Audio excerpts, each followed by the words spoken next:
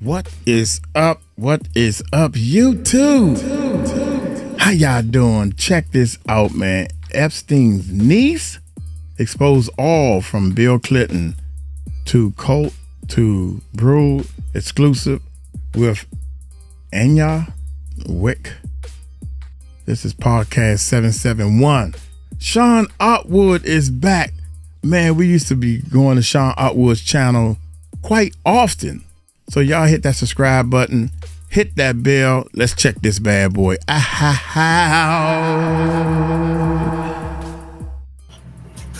I am Jeff Epstein's niece. Here we go. But Bill was on the flight logs because he went to the island. He also went to many, many other places where me and other children were present. Wow. With my experiences, I believe he wanted to talk more about the other parties involved. And I know he didn't kill himself. I'm not sure whether they let him go and get plastic surgery and flee the country, or if they did kill him. But I do believe he was a pawn, and that his story blew up in the media to keep people from looking beyond him. If Jeffrey was the one villain in charge of it, then, oh, he's dead, it's all over, everything's good now. True life stories. Okay. MK Ultra is the practice of creating slaves with a severed memory, many of whom were my siblings, who I only got to see at family reunions, who I would rush home from school to watch on TV.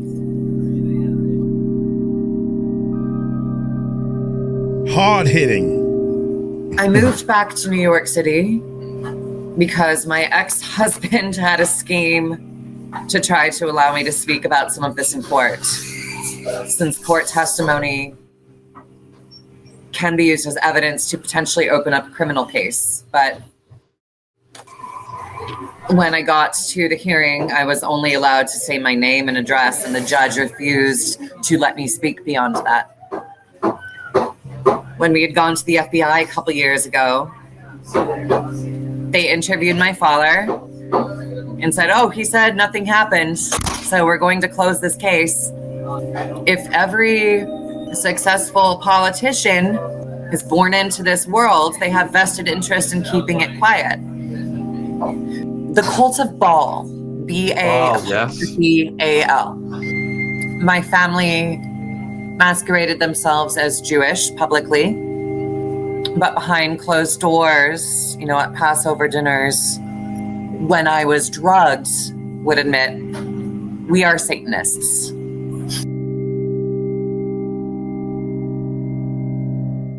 So I am here with Anya Wick, Epstein's niece, and I've been watching Anya on TikTok. The link for her TikTok is in the description box, so please support Anya's work. And, my partner Jen has been really, just amazed by your story as well. Harrowing, a lot of it. There's components in there, for example, Bohemian Grove and other extreme things that I'm sure will fascinate the viewers. But before we get to all that stuff, viewers, disclaimer, harrowing content warning. And because of restrictions on my channel, Anya, I've got to make sure you give us permission to publish this video and you waive your anonymity. Of course. Okay. So before we get then to what you've been through, do you want to just set the table a bit and let the viewers know what it was like for you growing up? Yes, of course. So my name is Anya Wick, but at birth, I was Anya Beth Epstein. I was born in a house in Boulder. In 2015, I changed my name to Owen Theodore Epstein. In 2020, I changed it again to Anna Petrova I had realized what I was surrounded by my entire life and thought I could hide from it. And I married a man named Wick, kept that name, and decided to start going public with my story just a few months ago. I had chemically driven amnesia the majority of my life. I am Jeff Epstein's niece, and I was raised as a sex slave. My father had me separated from my mother and twin brother and administered a substance that was designed to sever my memory. Every time I was taken to or family vacation or trip to the cabin in the mountains, I was given this drug upon which everything would come flooding back. But when it wore off, so would the majority of my memories of it. And I would try to go to school, perform with my bands, be a regular person. But it broke me subconsciously. I knew something was very wrong, but I had internalized it on myself. And after an attempt in 2015, I got away from the slavery I was in by taking testosterone, transitioning to male. I left Colorado in 2017 and started piecing together back memories that I had assumed were only nightmares in about 2020.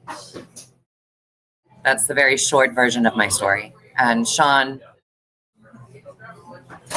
we could come at this from any angle, any point of time in my autobiography. I invite you to just ask what you are curious about. So let's slow it down then and just go back to the beginning again. How old were you when you first realized that things weren't as they should be? I had awareness of this in grade school. I remember my supposed 7th birthday. I was actually already 10 years old. Let me backtrack. My father and stepmother had a baby girl in 1991 who was raised by another family. In 1998, they assigned me her birth date on my birth certificate, which they waited 10 years to file, claiming my stepmother was my biological mother, and finally put me in school in the gifted program, telling me I was tall. I thought it was very strange that my mother was so callous with me. I knew it wasn't normal that I wouldn't let her touch me on the shoulder. And I felt worlds away from my peers. I remember in the 1st grade sitting there journaling, I don't feel 7. I feel much older. I feel at once like there's something I'm missing that the rest of my classmates all understand, and that I've lived a lot more than them. I remember being on the schoolyard talking with my few friends about what would it be like if you were tortured and didn't know it? And like, what are you talking about? I got in trouble with my friend's mother for drawing stick figure at a slumber party. Of course, it shouldn't be the child's fault if they've had exposure to anything like that, but I took the blame and so did my parents. I always knew something was wrong, but because my regular life, my parents were upstanding citizens. My father was a divorce attorney. My mother was on the PTA. I thought I was the problem. I had some memories I retained, but because of the nature of the substance I was on, made that reality so different than my regular life. I thought these were nightmares, that I was sick, and I didn't tell anybody. Why do you think your family got involved in these things? It goes back for generations. It goes back for generations. I remember my father confessing that my oldest brother is 8 years younger than him. Is cyclical. With men, especially, when they stifle it, they repeat the patterns, which I don't see as an excuse, because I'm not a... But, of course, this happens with men. We gave you an opportunity to talk and to us. Power and pressure to conform is excellent as a tool for silencing people. They told me that we belonged to the Cult of Baal, B-A''A''L.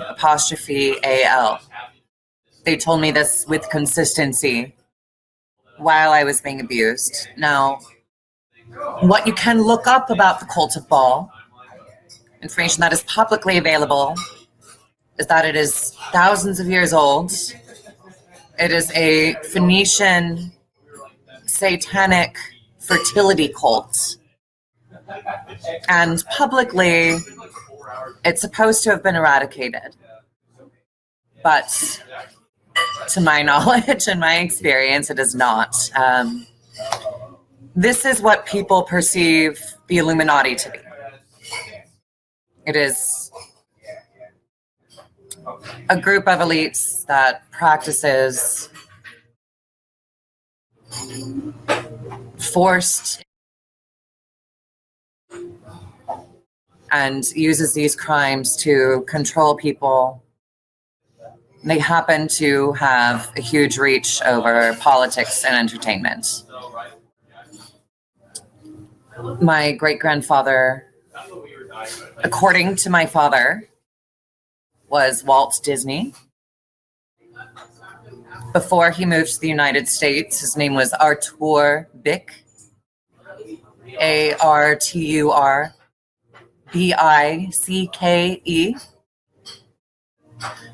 And his twin sister, who he had children with, who I am descended from, was named Minnie. That's where we get Mickey and Minnie Mouse. It's very cute, right? Except for when you consider the abuse that I suspect is still happening to children who go into the entertainment industry, children who are born into it. My father was abused by his parents, and I was raised going to these giant where I would meet other children who were put on television.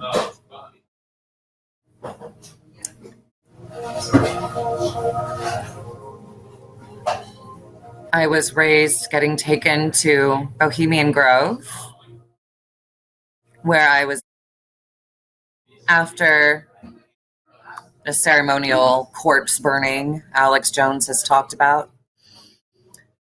And my memories of these circumstances are still somewhat fragmented.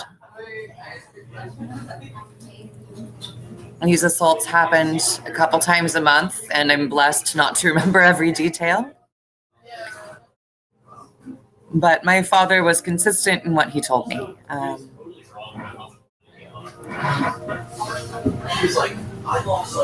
It's hard for me to talk about.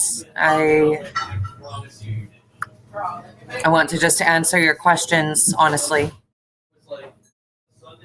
as my answers align with what I was told and what I have experienced.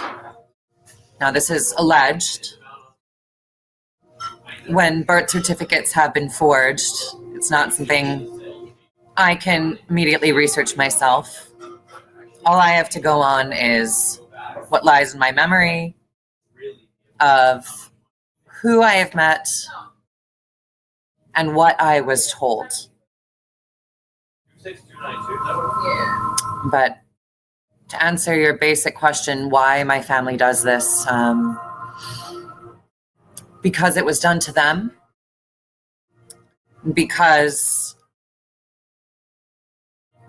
having one man bear as many children in a generation as possible and forcing them through these traumatic events, they believe it creates a stronger bond, that creates more loyalty, that it keeps people from talking.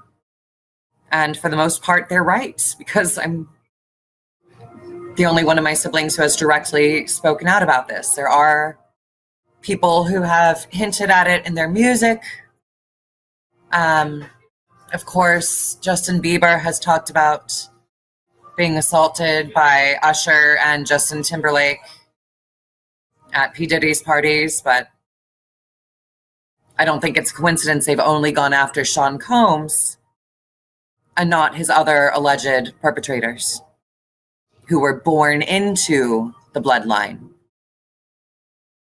There seems to be a level of protection for people who are simply born into that world, contrasted with people like Sean Combs or R. Kelly, who joined as adults. But I was not in the boardrooms. I was a child on drugs. So I can't tell you exactly who organizes this, exactly how it happens. It's just speculation and memory. Anya, you're a very powerful speaker and you're very well researched. And we've had a lot of survivors come on, and we salute you, for the level of detail and knowledge that you have. I think it was David Icke who woke me up to the ancient cults and the bloodlines that continue to these generations. And I think you're the first survivor, perhaps, who's actually detailed how that has continued over the ages. So if you could maybe expand on that a little bit, I think the viewers would find this fascinating. What specifically would you like expanded on? So what was the cult that you mentioned earlier, the ancient one? The Cult of Baal. B-A-L. Yes. B-A-L. Yep. I know very little about it. My family masqueraded themselves as Jewish publicly. But behind closed doors, at Passover dinners, when I was drugged, would admit, we are Satanists. Now, what I can understand is the public has caught on to this, but they call them the Illuminati. And I find that interesting because Illuminati means illuminated. I perceive the Illuminati, in fact, to be individuals like yourself, other conspiracists like Alex Jones, even people like Kanye West who have been trying to illuminate people to this. I do not believe it is a unified organization, but a loose collection of individuals who are illuminated to the Cult of Baal, who has successfully mythologized themselves as the Illuminati and convinced people that they are shape-shifting reptilians, myths that can be perpetuated by the psychedelic nature of the tool that they use to abuse victims, which is used to delegitimize people who catch on to what they have been doing. And to be truthful, it was a reason I was anxious to come on here. When people talk about seeing men turn into lizards, it makes everything seem a little bit more delegitimate. Now, when someone has been given a powerful drug, their minds can experience something like that. They can witness something like that. And it's something that kept me very confused as a child. I'm in the material world, in this plane. I'm being assaulted by my father, my uncles, my cousins. But my mind is somewhere else. My mind is going on this fantasy ride. And when I awake, I'm very confused. I also believe there are people who have talked about these outlandish, metaphysical, impossible experiences intentionally to derail conversations about the cults and their power in media and politics. How prevalent are these Satanists in high society, and are they disguised? Yes. They control so much more than I think even I can understand. I told you my father boasted that his grandfather was Walt Disney. Now, I remember when Viacom bought Fox, but Fox held a hard line on not selling the news station. Steve raged and cried for a month because that would have been a full monopoly on the American news market. I remember meeting all sorts of politicians, American and foreign, and entertainers.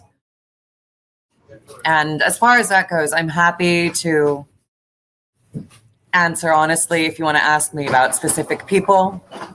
But I am very scared to name individuals if I am unprompted. Yeah, if you say if you say you've met somebody, there's no legal consequences of that. Okay. Yeah. Okay. So if you want to tell us who you've met, and the viewers can just imagine, what was happening. So with NordVPN, you can watch my Sons of Ecstasy documentary if you're in the UK, even though it's only available in America. Nord Scam Action. And that's how I lost my channel. I wish I had Threat Protection Pro at that point. If the hackers have come, link. I do have fragments of memory of only once meeting the royals on the one trip I took with my family over to the UK, and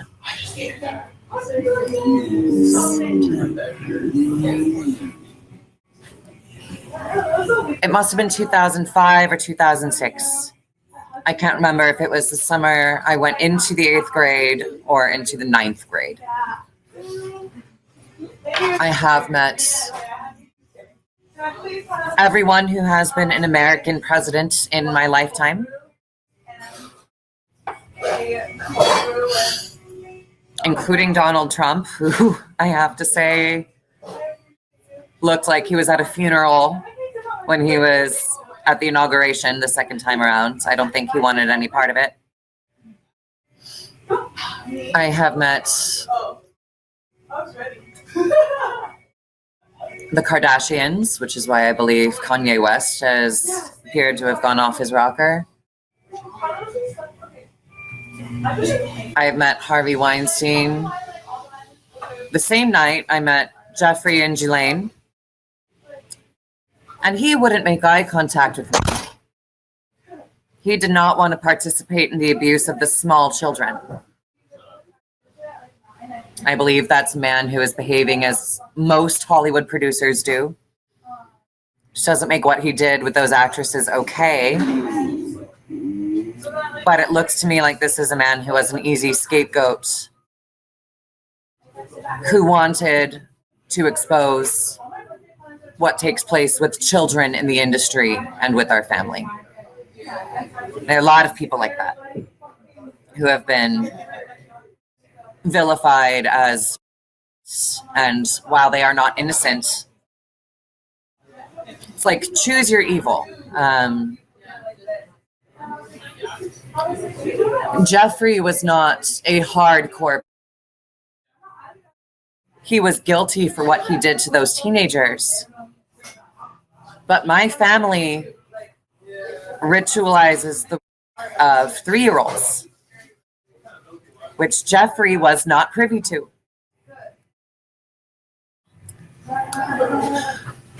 My twin brother was raised on the Disney Channel. That was painful for me. We were separated when we were 4, and I didn't see him until he was on TV. With the pilot episode in which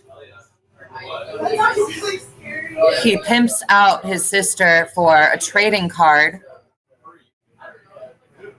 There's a sequence of shots where the words Royal Tycoon flash on screen, followed by a clip of the gross nerdy boy he tricks into going on a date with, plunging himself into a baby's crib. And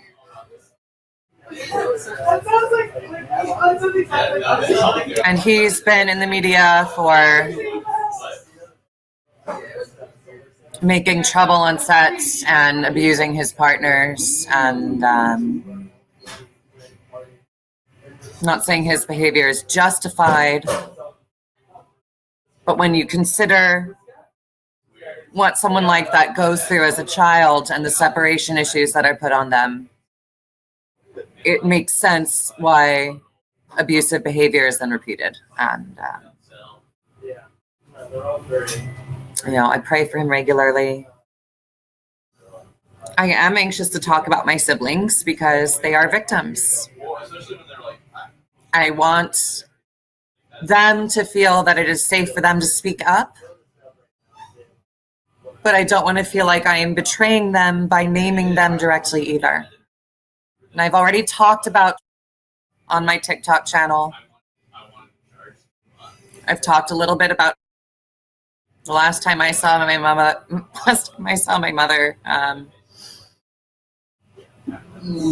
I was getting by Larry. It sounds like a comedy line almost, and I've used it as a comedy line. I enjoy my stand-up. It's healing for me. But I decided before coming on here, I wasn't going to, with few exceptions, I didn't want to name anyone unless you asked me about them. I think there are a lot of people the public speculate on. And if you bring them up, I'm happy to talk about them. But yeah, so I think the viewers would be very curious then about Jeffrey, and what's your view on his role in the apparatus? My understanding is that he, I met him in Aspen in 2007, and that was a reintroduction. My father said, "Hey, remember your Uncle Jeffrey?" And Jeffrey said, "Hey, Anya, it's great to see you again." Ghislaine was there. What they told me was that Jeffrey worked for Stephen. And as I've said, he is guilty for what he did to those teenage girls here in New York City and down in Florida, and St. Andrews. But I do not believe he was in charge of orchestrating what has been going on in our family for generations. With my experiences, I believe he wanted to talk more about the other parties involved. And I know he didn't kill himself. I'm not sure whether they let him go and get plastic surgery and flee the country, or if they did, kill him. But I do believe he was a pawn, and that his story blew up in the media to keep people from looking beyond him. If Jeffrey was the one villain in charge of it, then, oh, he's dead, it's all over, everything's good now. And that leaves my father free to continue 3-year-olds and running Viacom from behind a veil while his paralegal runs his divorce practice, as he bragged about to me growing up. So you're saying that Jeffrey wasn't involved in the full-on occult practices. He was just part of a machine, and then they just used him to make an example out of? He was involved in the full-on occult practices, but not necessarily of his own volition. I have memories of men being forced to assault me when they didn't want to.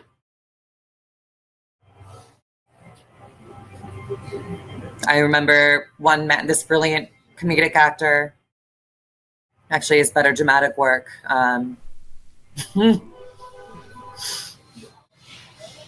My father's screaming at him, telling him to penetrate me, and he makes one thrust and backs away, and my father gets outraged and says, "You're going to come. You're going to come." And this poor man is crying throughout it. And I'm barely conscious. Jeffrey may have been involved in the full-on occult practices, but he's not one of the hardcore of this sickness where they are actually attracted to small children. Yeah, Lady C mentioned that as well, about a hebephile or something versus... Wow. So, in terms of Maxwell then, who do you think, what do you think her role was? I think she enjoyed it, much like my stepmother did. I think she is as guilty of as Jeffrey was. But I didn't know her very well. I don't even remember a conversation with her. I remember seeing her. I think she got off on the power of it. I think with men who engage in hebephilia, it's more of a sickness that arises from their own abuse. My grandfather, my alleged grandfather, Walt's son, who worked for the CIA, allegedly faked his death to remove himself from my mother because he was so sickened by what he could not control doing to her. I contrast that with my stepmother, who delighted in abusing me and laughed at me when I was incapacitated by the drug they had me on, and made fun of me drooling on myself, being unable to speak.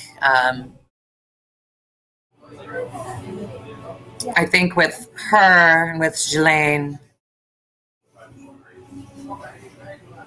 I'm certain they were abused as children themselves, but there's a different kind of psychopathy that grows within them where they get off on the power of it and abetting in these acts to please their partners. Now, Kari Epstein was more sexually attracted to me than she was to her husband, Stephen. Wow. But she did also do these things in order to stay in good graces with him. And that was more out of survival. Kari was a very broke cellist in her early adulthood with no familial support, whereas Ghislaine also comes from the aristocracy. She had access to her own funds independent of Jeffrey, so I can't speculate too much on what she gained from it out of psychopathic pleasure and sadism. A schadenfreude of sorts. But I'm not a doctor. She was not a large presence in my life. And that speculation on her personality is primarily based on what I know about my stepmother. So would you say then that some of the techniques used on you would be classified under the MK Ultra program? Yes. Absolutely. Could you explain that? Could you explain that for viewers who are not familiar with MK Ultra? Okay. These drugs were administered to me when I was an infant. Macro doses were given every single time I was assaulted. And I was kept on micro doses the rest of the time in my waking life to maintain some control, some separation from my peers.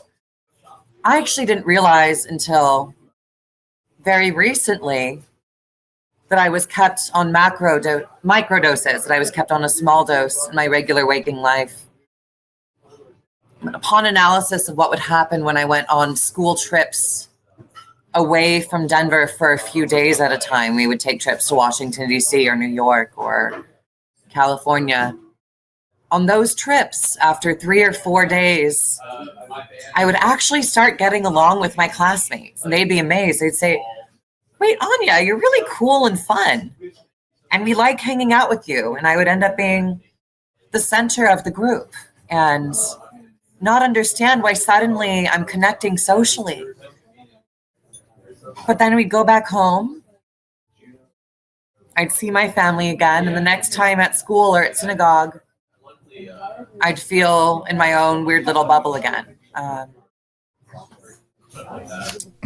So I was put on these large doses designed to knock me out when I was assaulted.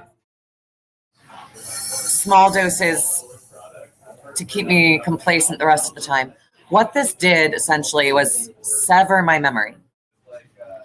Everything that happened to me, everything that was boasted about to me, that occurred on those large doses was locked away in what I thought was a nightmare fantasy world. I was primarily unconscious for the physical assaults. And if I was awake, I was so high, I thought it was my own nightmares. This ensured I wasn't going to go telling anybody about it. This ensured I thought I was sick.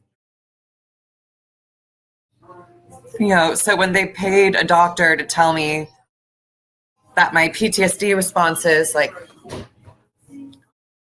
jumping when my stepmother touched me, were bipolar, I believed that.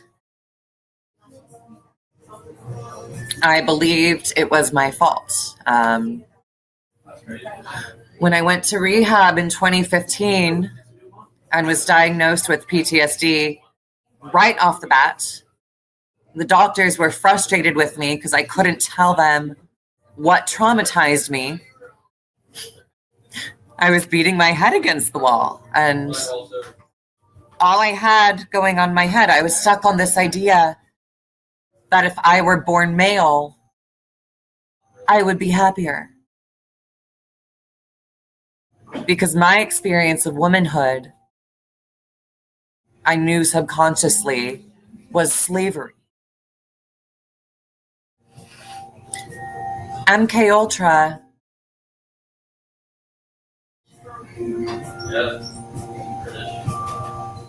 is the practice of creating slaves with a severed memory. Many of whom were my siblings, who I only got to see at family reunions, who I would rush home from school to watch on TV. Oh, we're enjoying the podcast. Is the word from our sponsor, Shopify. When I started this podcast of a life, found behind millions of hundreds of subscriptions as a $1 Me are not the only twins. in the description if you're watching on YouTube. Thanks for supporting our sponsor. Back to the podcast. Me are not the only twins. Most of us are separated. I think I'm one of their only unsuccessful experiments. So what they do is they take one of the twins, make them a child star, and watch the other hone their craft independently so they can rise to the level to reunite with them as adults. And it works because going through that trauma together, no one else can understand it. And that's part of the reason why I've been so anxious to do this podcast. There's still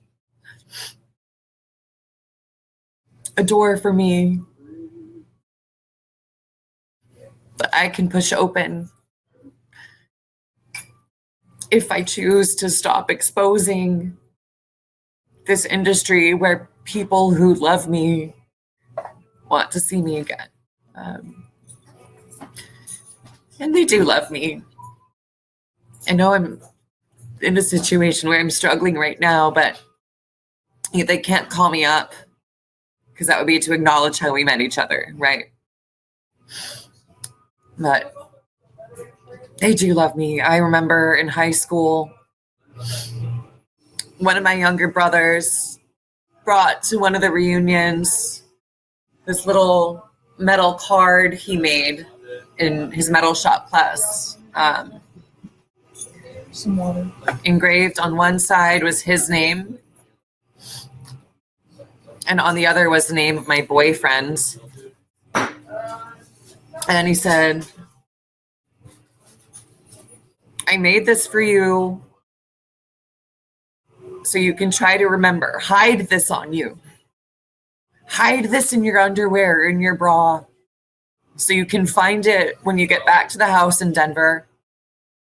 Don't let your parents see. Don't let your brothers see. And it worked. After the drugs had worn off, I found this and I remembered who those boys were to me. And I started packing up a bag so I could run away to Hollywood. But my younger brother found it and showed Kari, who gave me anesthesia, and threw it away. You'll like this. It's like definitely a lot more like R-rated. My family does this. The Cult of Baal does this. They do MK Ultra because forging these trauma bonds forges more loyalty. And 99 times out of 100, victims will choose being with other victims over trying to speak to eventually prevent there being more victims. And I'm talking to you because the children who are going through it right now, one day, are going to wonder why nobody cared enough to try to stop it, to try to say something.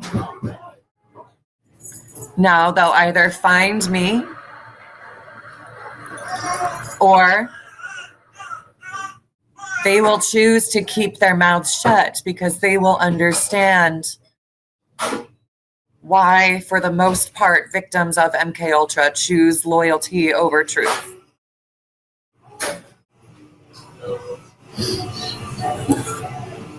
That's why. Anya, what? And it allows them to maintain media control. The first thing you see when you walk into Steve and Kari's house is a giant poster of Vladimir Lenin.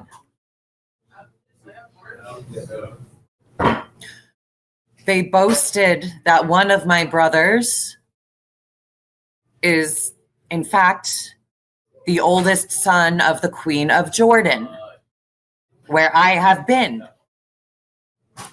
Now, that's just alleged, but if it's true, it could explain why Israel and Jordan are allies. And considering that, and considering my father's love for all things Russian, it makes it look as though all of these wars are just for show, designed to keep public perception off of this sphere of control and to keep money circulating through different industries.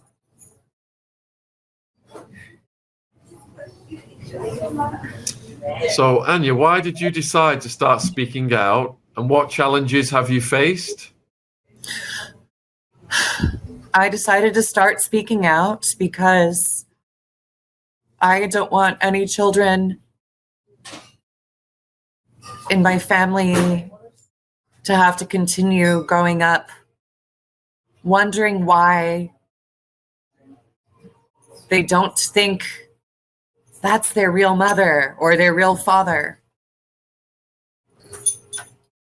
Because I can't stand the pain of knowing what those girls named Pain and Help are going through. And the challenges I've faced are what I've described with loyalty, with wanting to see my siblings and maybe wondering, okay, is it better for those children going through the same abuse now to simply have a loving adult in some capacity in their lives? Or for them to grow up and know that someone tried to speak for them? I am still split in half on that. The consensus in my soul about what the right thing for those children is as split as my memories used to be. Other challenges, you look at me and say, oh, well, that's not true. She's crazy. 90% of the people who found me on TikTok know I'm telling the truth. Look up a photo of Shia's mother and see that we're identical. They understand that you cannot Google the truth if someone is claiming the official records have been forged. But of course, the only proof I possess is in my DNA. Getting anyone to do an A test isn't something I can do. I moved back to New York City because my ex-husband had a scheme to try to allow me to speak about some of this in court, since court testimony can be used as evidence to potentially open up a criminal case. But when I got to the hearing, I was only allowed to say my name and address, and the judge refused to let me speak beyond that.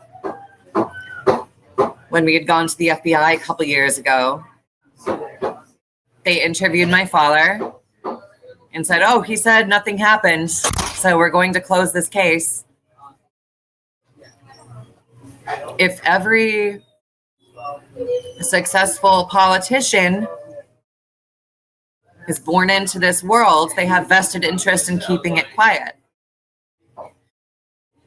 Now you have a woman who, because of the severity of the trauma that did happen, Yeah, it's just fiction.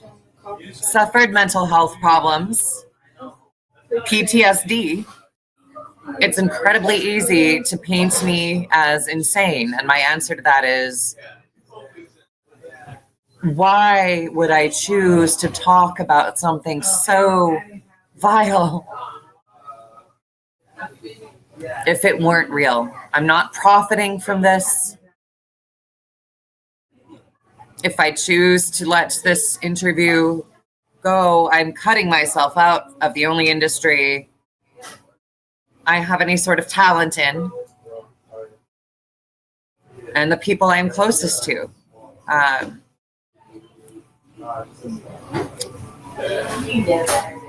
It's fear. I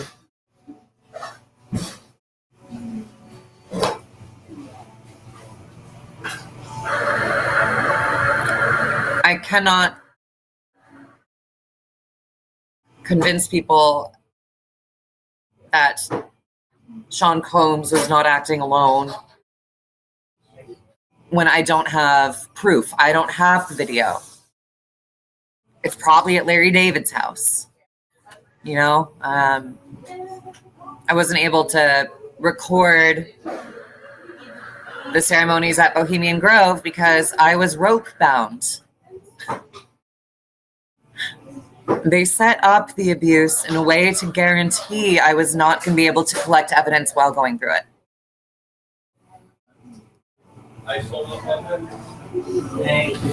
All I have is my word and my DNA. Why did you choose TikTok as a medium?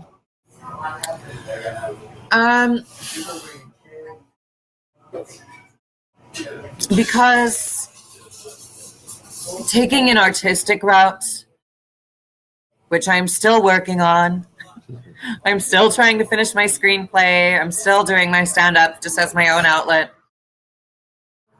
would make my voice just another drop in the bucket of voices who have told the truth through art in a way that will make it dismissed as fiction or as humor. And TikTok, I didn't expect it to take off the way it did. I first posted a video back in August that got stuck in 200 views.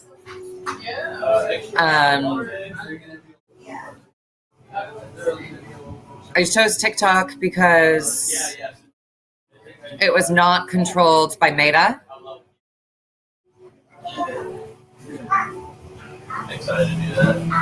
And I do believe the gentleman who owns that initially founded his companies because he wanted to give some freedom to the people. But it got bigger than his vision. The United States wouldn't be trying so hard to get rid of TikTok if TikTok were not granting more free speech than the United States is comfortable with being in the hands of the public. No one heard me until I went on TikTok. So we had ex-wizard Satanist from Bohemian Grove on a couple of weeks ago. Oh, wow. And he mentioned he told us a story about the Clintons at Bohemian Grove. Did you have any experience of the Clintons or about Bohemian Grove? I have met both of them and their daughters at Bohemian Grove and at resorts in Colorado. They loved going to ski lodges in the off season. They were not there in Aspen 2007 after the comedy festival. That's one I remember most vividly. But it's all fuzzy. I don't know if we were in Steamboat or in Breckenridge. But I've met them a few times and boasted all the time about how well she got along with Bill. She boasted about that even when we were sober. So Bill tried to distance himself from Jeffrey. Do you think there was a lot more going on between them? Absolutely. Absolutely. I can't tell you what exactly, but Bill was on the flight logs because he went to the island. He also went to many, many other places where me and other children were present. It's just fact. Yep, that's what Virginia said as well. Yes. Do you think the death of Virginia is suspicious? Say that again. Pardon me. Do you think the death of Virginia is suspicious? Yes, I do. Of course. Of course. To survive a car crash and die in her home a few weeks later. It had my viewers scared about me. What's protected me is my stating that if they hurt me, it will only validate what I've been talking about. That claim is keeping me safe. If they did have any intention of hurting me before, they can't now without it making my voice a bigger story. And on the other side of that, a lot of them love me. We grew up together. It's tragic. I don't remember ever meeting Virginia, but that doesn't mean I didn't. She may have been a cousin or a sister, I don't know. But I know she spoke the truth about what Jeffrey and Ghislaine put her through. And I think she was gearing up to speak more. I do not think that death was a coincidence. I do not believe that was suicide. She had two young children. She had 2 young children, and she had already dedicated her life to speaking for other victims. There's no reason she would have killed herself. And I know some of her family said it might have been, but money talks.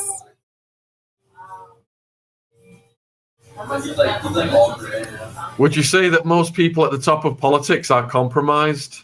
Yes. Without a doubt. Without a doubt. I know exactly who Donald Trump was talking about when he spoke of the New York elites during his first campaign cycle. He had no mention of them during the re-election.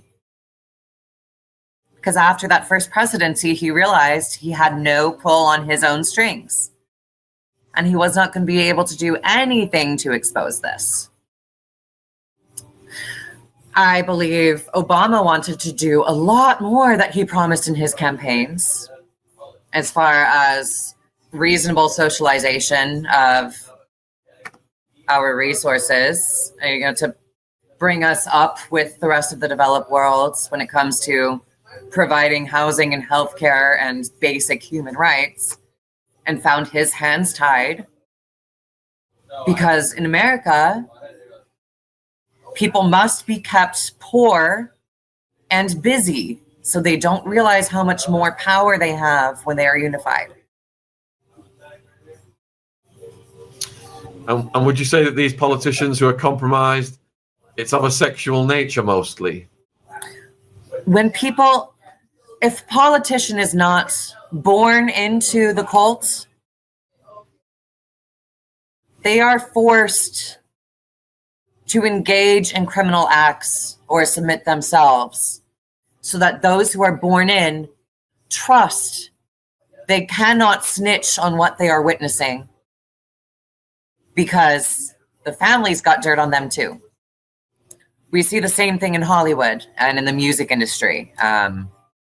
There's a long tradition of Black men wearing dresses after they make it famous. It's not because they're forced to wear a dress.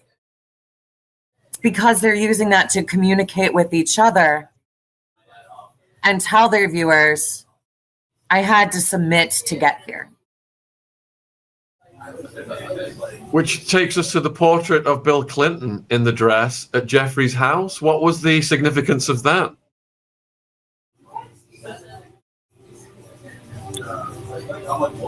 Bill has engaged in sexual acts where he was on the receiving end.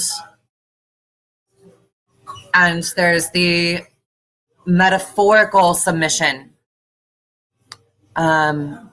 He was likely forced to engage in acts against children that he didn't want to engage in, which is associated with weakness, which unfortunately is associated with femininity. I didn't want to be a woman because I had it drilled into my head that female meant you must submit. And unfortunately, it's what we're seeing pervading through society now, masquerading itself as feminism. The ideology I fell for, the ideology that saved my life, states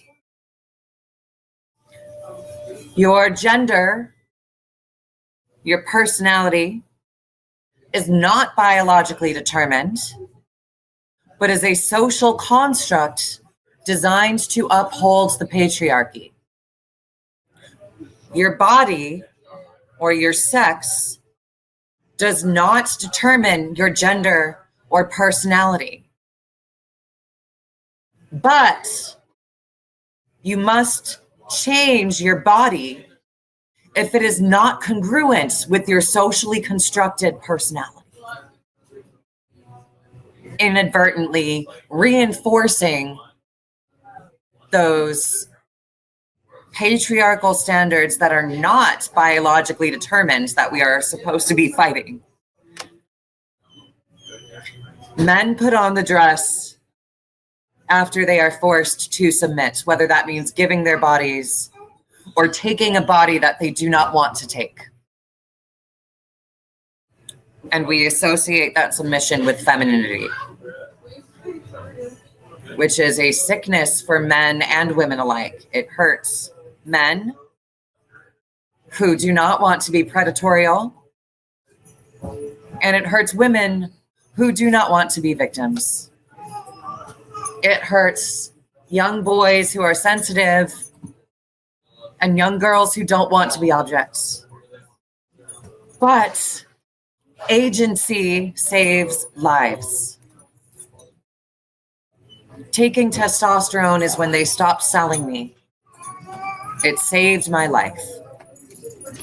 I think most people who adhere to that ideology do so because they've reached a breaking point where they cannot exist in toxic masculinity anymore. Because they cannot continue bearing the pain of being a woman in a society that tells you you are only an object.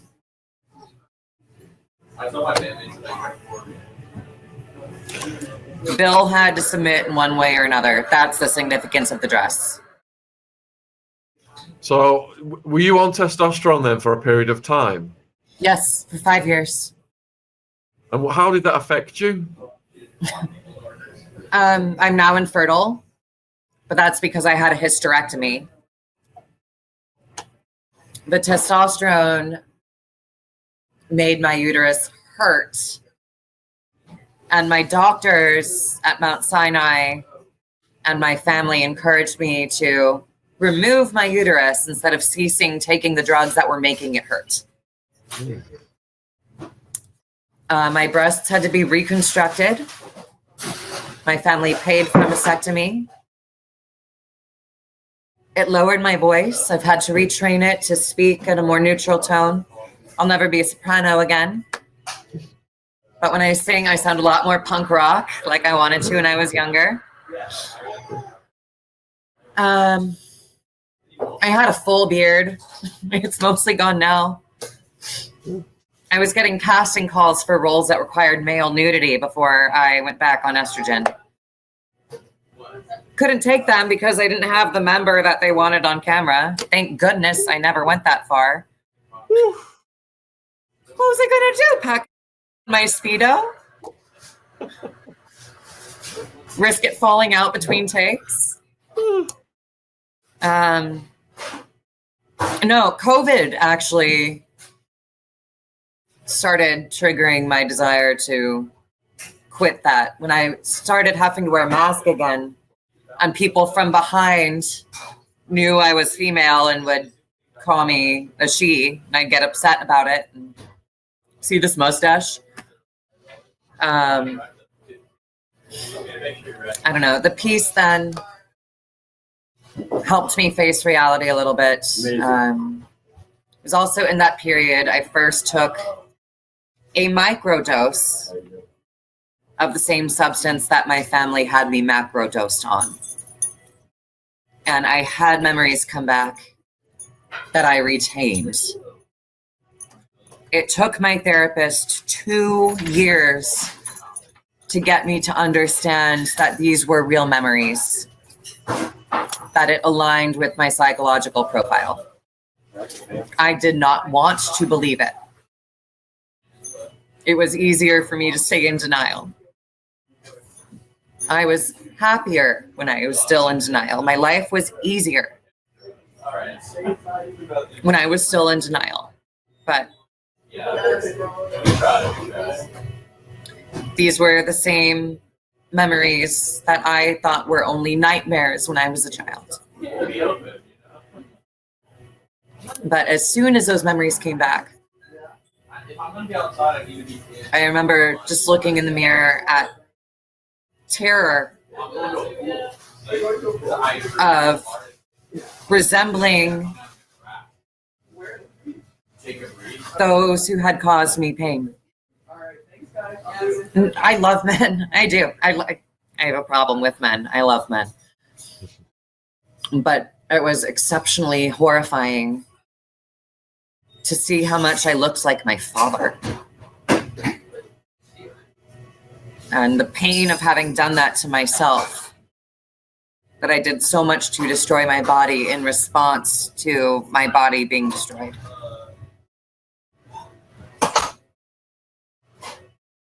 So I had to go back. I quit the testosterone as soon as I could, and I was doing full drag makeup to hide my stubble and wearing wigs while I waited for my hairline to grow back in. It was embarrassing. People thought I was a trans woman. A lot of them who just are waiting for their turn to speak, but they wouldn't understand. I would tell them very concisely, I was born female. I was taking testosterone. I'm trying to go back to female. So you want to cut your dick off? You want to be a woman? But those are the same kinds of people who, and I explain why when you Google, it doesn't say he has a sister because our birth certificates were forged. They respond, oh, I get what you're talking about, but then how come when I Google your dad, it says he only has 3 children? You can't help some people understand what they're not willing to understand. It's not my responsibility to fix stupid. Anya, with these memories, do you want to talk about them or is it too traumatic? I'm willing to talk about them. I stayed in denial after the memories started surfacing because I remembered having some nightmares about being assaulted at the family cabin. Some memories about meeting a bunch of celebrities at big parties. That was very confusing. But in 2020, the first new memories to surface were not of the assaults, but of the circumstances around it. Because for most of the assaults, I was usually unconscious. I first remembered my family bragging about what they were doing. And I go to my therapist and I say, my family lied and told me that they were drugging me to me. Why would they do that? And she'd said, why would they tell you they were drugging you and you if they weren't? And I said, well, I know that they did drug me because I tried a tiny, tiny bit of what they bragged about giving me, and I remembered being on it all the time, but I don't remember the assaults yet. I remember having some nightmares about being assaulted. She says, okay, are you sure they were nightmares? And it would go on like that until I remembered instances of the physical assaults, running and hiding from them, trying to hide myself in the bathroom, like that's going to help anything. Running naked and barefoot down the mountain before pausing and forgetting where I was and wandering back up the hill to the cabin, screaming out for my mother. I went to go see 3 other doctors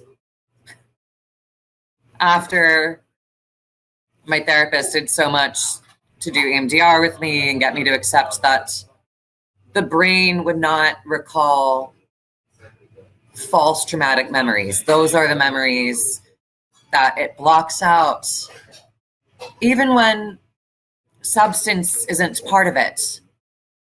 People block out traumatic childhood memories until adulthood. I went asking other doctors to tell me I was schizophrenic, and they didn't, because I'm not. They said, no, our opinion matches that of your other therapist. And of course, the meds didn't do anything because they're for an issue I don't have. But so it was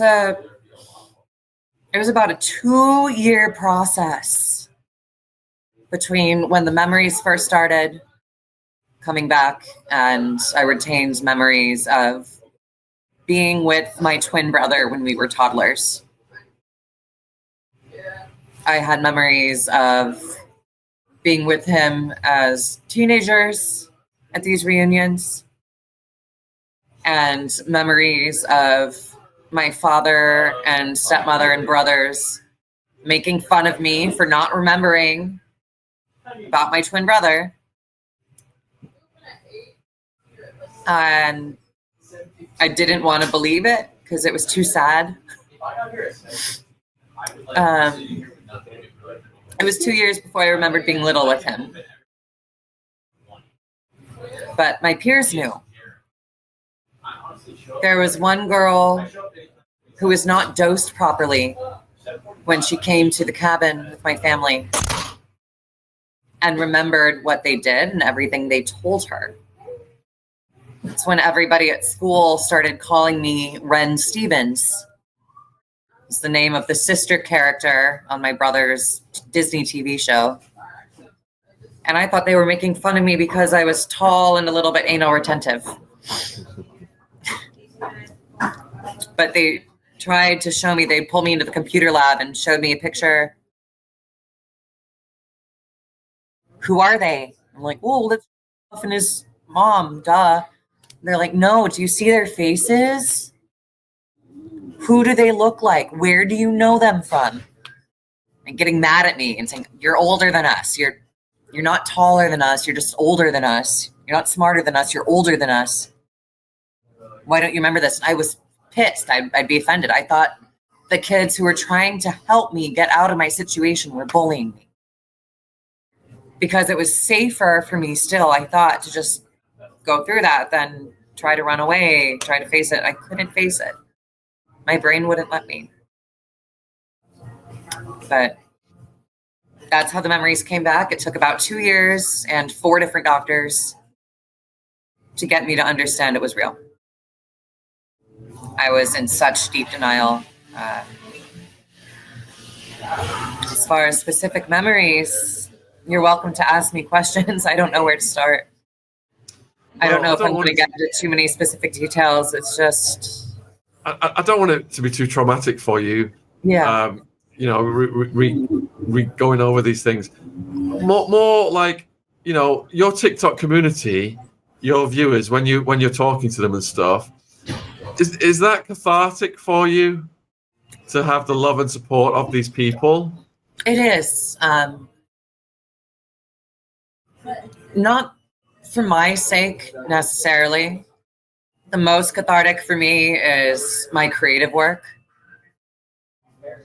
Another reason I've had a barrier, because I would be welcome to just talk about this through creative work, but then it would be another drop in the bucket with people making art about the truth. Why I went to TikTok, it's the hundreds of messages from people telling me that they also experienced child sexual abuse and also lived in denial and hurting themselves because of it, and thanking me for telling my story so they could feel brave enough to face their own. It's for the 63-year-old man I made friends with in rehab who told his story for the first time in his life because I was brave enough to tell mine, and for the next several weeks. And thank you so much. I'm so excited to keep telling my story to help other people heal from their own pain. That's why. What hope can you give people? That's why it's not the best outlet for my own healing, but it's the best way I can help others with theirs and make something beautiful ripple out of the pain that we were all put through. The more people talk about this, the less likely it is to cycle through history, especially men. I do believe men who are victimized are way more likely to become perpetrators themselves. I know 60% of men in prison experience child sexual abuse. And that's because it's so stigmatized. They don't talk about it, and if they don't talk about it, they can't heal from it. And when they don't heal from it, they crave reliving it. But they relive it from the other side of it. Taking back that power that was taken from them. It makes sense to a sick man. But I don't want there to be any more sick men. I don't want there to be any more tortured little girls. I'm going to tell you about a dream I had last month. Okay. I was back visiting that house I grew up in on Birch Street, but it was flooded with light, and there were these Grecian columns as part of the construction. And my father was there, but he was my age in this dream. Like, he could have been my twin himself. And he was wearing yellow and glowing, really happy to see me. And I asked him, how many times did they rape you? And smiling at me, he said, thousands.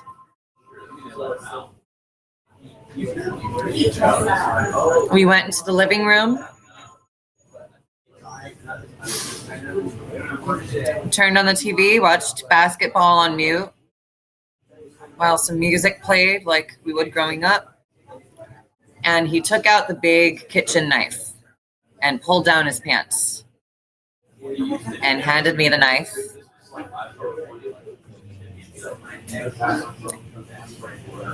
And I began to make an incision when I woke up. It's the most healing nightmare I've ever had.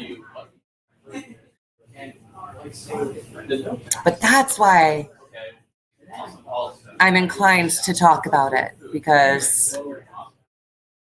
Steve never would have become a if he were not a victim of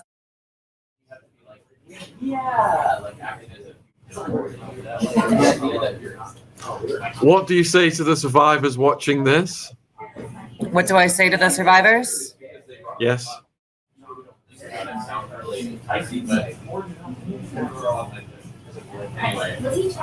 It wasn't your fault. You are not weak. It is okay if you're not ready to talk about it, but you will feel better when you do. You are valuable. You are not what happened to you. You are loved. To my siblings specifically, I understand why you feel like you can't speak. But you can, and you should, to spare your children the same internal struggle. You have power. Do you have responsibility? I pray every day that I'll get to see you again one day. But because I don't want the next generation going through what we went through, I'm not okay with staying silent in order to make that happen. And I pray that a handful of you can say something.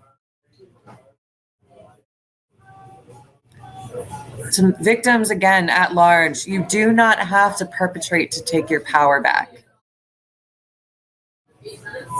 All you have to do is claim what happened to you. I don't want to call us victims. I read a lovely little book from the AK Press a couple weeks ago about consent, and they defined victims as people who are no longer with us, people who lost the psychological battle, or even the battle against perpetrators like Virginia, and survivors as those who are still here. We are not victims, we are survivors. We are empowered. You can choose whether to use that power to be parts of waves of change against the fabric of secrecy that's been draped across our society. Or you can choose to be part of that fabric of secrecy, which is going to keep you wounded. It's up to you. Wow, that's really powerful. And yeah, I really appreciate you spending time with us. And do you want to let the viewers know what they can see at your TikTok and the links in the description box, folks? Yeah, I want to start putting some of my comedy on there, some more art. I really want to start interviewing other survivors. I have people watching me, but there are others who I think deserve to have their stories told. The point of social media is social community. I don't want to make it all about me. I don't want to make it all about my suffering. I know I've been offline for a little while. TikTok stresses me out. I don't like social media. I have too many messages to keep up with. I need to find a job right now. Like, you know, I'm not good at monetizing this, and I need to be because I need an apartment. But I'm going to try and give you guys more content again. because that community blew me away. I wasn't prepared for it. And some of you I've gotten to be very connected to, feel very attached to. You're the reason my phone is still on, because of the donations that you made when we thought I was going to need a lawyer. So I want to do something worthwhile with that. You changed my life.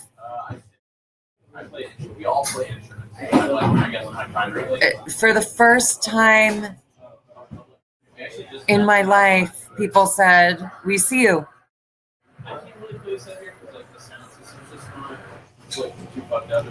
I've had to walk around the world wearing a bag on my head my whole life, and you guys took that bag off me. I could breathe for the first time, and whether I'm going to keep talking about other victims like some of you want, or just sharing my art and platforming other survivor stories, I want to keep that connection going. It's all we've got is each other. It's the whole point of life is other people. And all of you on TikTok changed the course of mine. I hope. That's up to me. It's up to me to decide what I do with that now. Thank you. Oh, no, thank you. And viewers, you know, Anya's links are in the description box. Please support her work. Huge thank you to Anya for coming on. And if I have some survivors in mind that we could send over, but I'm going to end this now. Let us know in the comments what you thought. And take care wherever you are in the world. Much love, especially look out for the kids. Thank you, Anya. He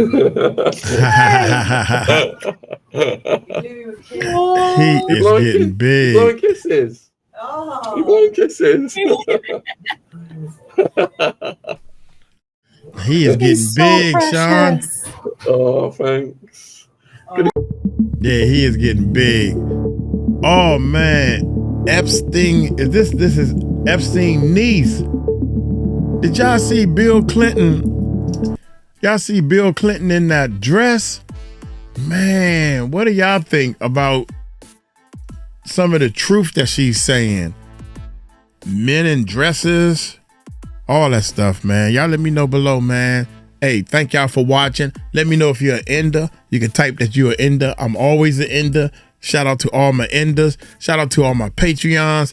Y'all need to go check out the Patreon. We got a lot of stuff up there for free for Patreons. I'm just showing some of the stuff I was filming and videoing that didn't make it and all that good stuff. Y'all take it light, take it slow. Tell them Uncle Mike told you so. And I apologize for falling asleep, man. This medicine and stuff got me drowsy. I was trying my best not to fall asleep. Peace out.